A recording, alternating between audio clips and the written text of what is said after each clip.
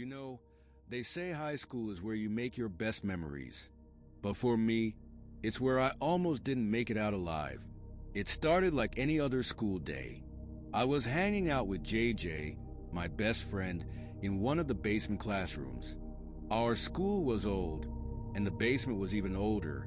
Dull concrete walls, dim flickering lights, and that constant musty smell of neglect. It was where they stuck the overfull classes when space ran out upstairs. There was no intercom down there, just an eerie silence. We were in the middle of some boring lecture when the power cut out, plunging the hallway into near darkness. A generator kicked in after a few seconds, but it wasn't enough to fully light up the place. That's when JJ and I decided to step out. No one stopped us. Honestly, I don't think anyone even noticed we left. We were walking through the dim hallways, joking about how creepy the basement felt when we heard it. A faint shuffling sound. It came from somewhere ahead of us. Probably just a janitor, JJ said, though he didn't sound convinced. I nodded, trying to ignore the knot forming in my stomach. Then we saw him. A man, someone I didn't recognize, was standing at the end of the hallway, half hidden in the shadows.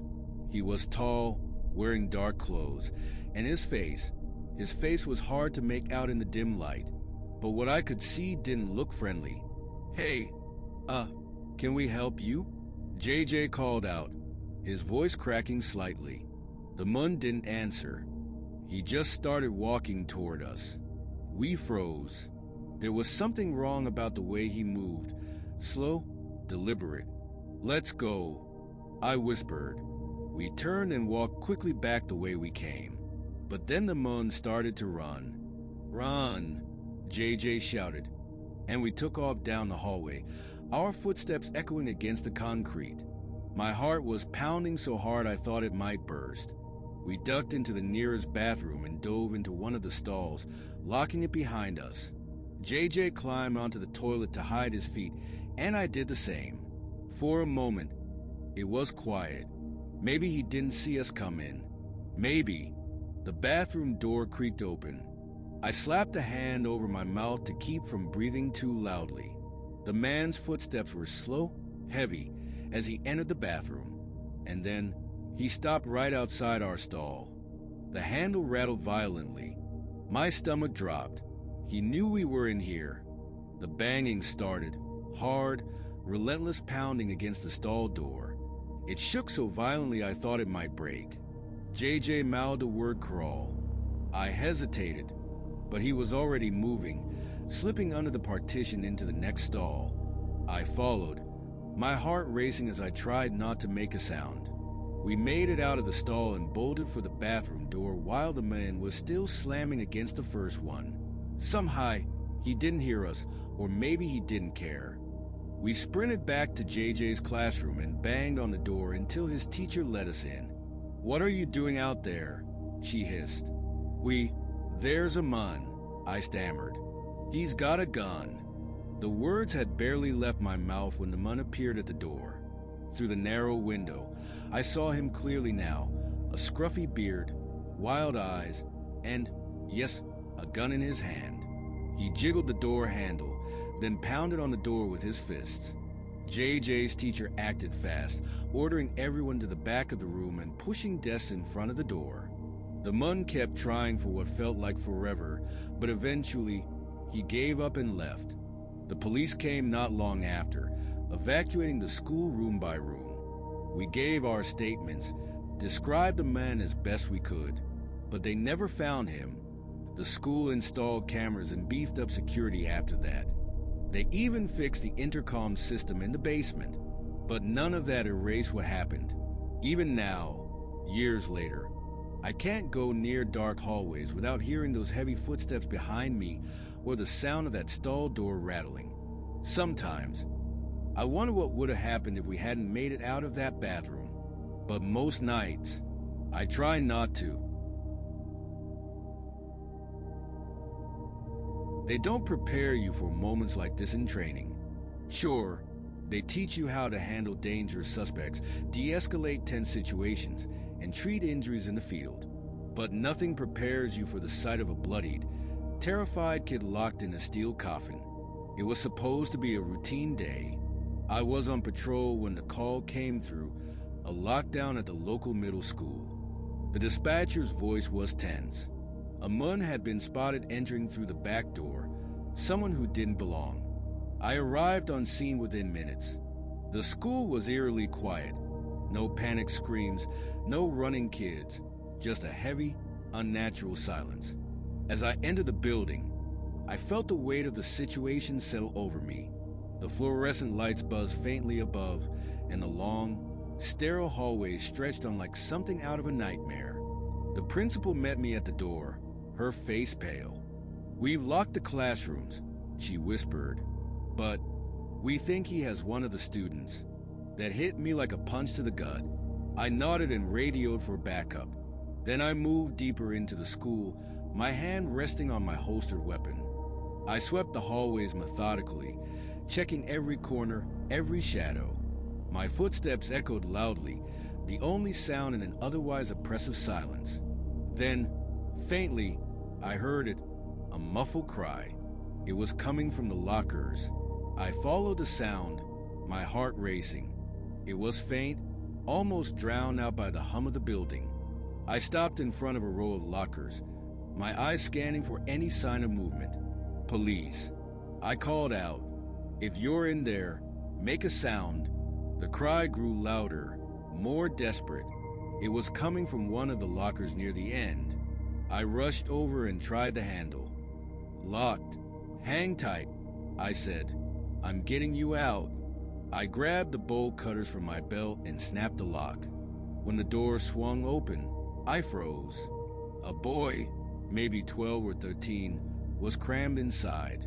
His face was pale, streaked with tears, and his shirt was soaked with blood.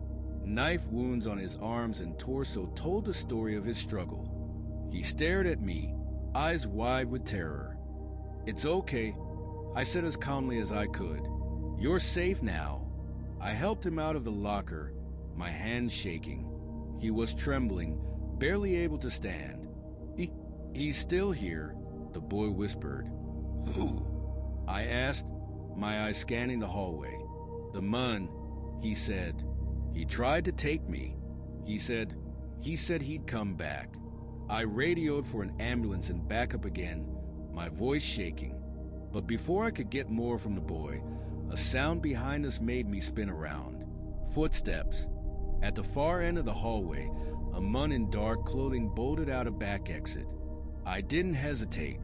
I ran after him, but by the time I reached the door, he was already in a van, speeding off. The van disappeared into the distance before I could get close. Later, we found it abandoned in an alleyway, the back filled with rope, duct tape, and a knife. It made my blood run cold. The suspect was caught a few days later. Turns out, he had a history, abductions, assaults, you name it. He was a predator, plain and simple. The boy survived, thank God, but the scars, physical and emotional, would stay with him. And me? I can't forget the sight of him crammed into that locker or the sound of his cries echoing in that hallway. Some nights, I still hear them.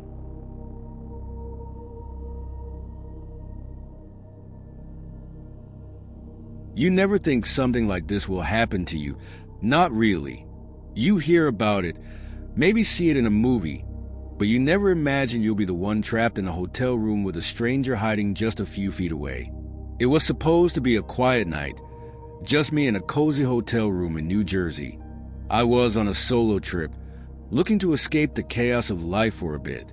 Nothing fancy, just a room with a view of the highway and a king-size bed I couldn't wait to collapse into. The hotel had that tired, old charm to it, creaky floors and an oddly thick smell of cleaning products. It felt safe, familiar. I was just getting settled when the phone in the room rang. "This is the front desk," the voice said, clipped and urgent.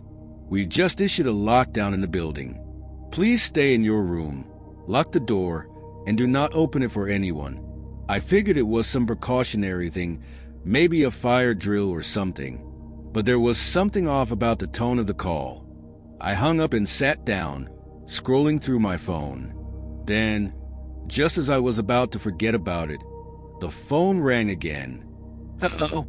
Is everything okay in your room?" The voice on the other end was different this time. There was an edge to it, like they were trying to sound calm but weren't quite succeeding. "Yeah, I'm fine," I said. "What's going on?" There was a pause, a soft static crackle on the line. Then I heard the words that made my stomach drop.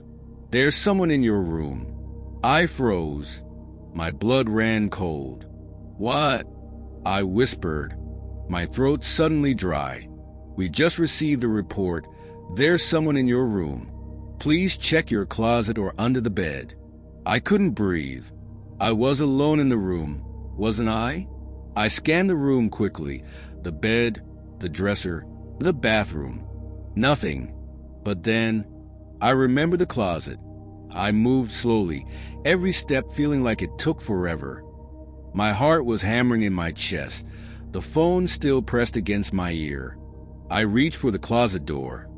My hand trembled as I turned the knob. I pulled the door open. There he was, Amun, crouched in the corner of the closet, barely visible in the dim light. I don't know how I didn't hear him move in. He was wearing dark clothes, his face partially hidden by a hood. But I could see his eyes, wide and panicked. I didn't think, I just ran. I bolted for the door, my hand fumbling for the lock. I could hear him getting up, the floor creaking beneath him as he moved.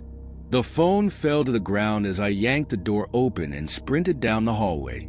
I didn't stop running until I reached the elevator, and I pounded the button like my life depended on it. When I finally reached the lobby, I couldn't even tell the staff what had happened. I was shaking too much. They told me they'd checked the security footage, but I didn't think much of it.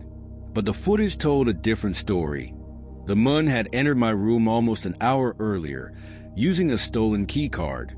He'd been in there the whole time, waiting for me to let my guard down. The hotel had no idea how he'd gotten the key card or why he'd been watching me. When the authorities arrived, they arrested him without incident. He didn't put up a fight. But I'll never forget those eyes, the way he watched me from the closet. And sometimes, when I stay in hotels now, I can't help but check the closet, the bed, the bathroom, just to make sure I'm really alone.